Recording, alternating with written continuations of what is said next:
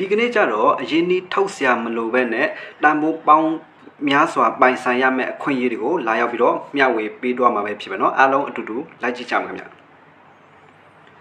ဟုတ်ကဲ့ပါခုနကျွန်တော်ပြောတဲ့အတိုင်းပါเนาะအရင်ဒီထုတ်ဆရာမလိုပဲနဲ့တန်ဖိုးပေါင်းများစွာနဲ့ပိုင်ဆိုင်ရမယ့်အခွင့်အရေးတွေကိုလာရောက်ပြီးတော့မျှဝေပေးသွားမှာပဲဖြစ်ပါเนาะဒါတွေကြတော့ဘယ်ဟာတွေဖြစ်မလဲဆိုတော့ဒီထိုင်းဘတ်အကြောင်းပဲဖြစ်ပါเนาะထိုင်းဘတ်တွေကဘယ်လိုပြောမလဲအရင်ဒီထုတ်ဆရာမလိုပဲနဲ့ကိုလက်ထက်မှာရှိနေတဲ့မှာထိုင်းဘတ်စီတွေအကျွေးစီဟောင်းတွေပေါ့เนาะအဲ့ဒါလေးကိုဒီချာလေးကြည်ယုံလေးပေါ့เนาะမှာလိုက်ကြည်ယုံလေးနဲ့ခုနှစ်တူယုံနဲ့ပေါ့เนาะခုနှစ်ကိုင်းညီမှုရှိယုံနဲ့တန်ဖိုးပေါင်းများစွာနဲ့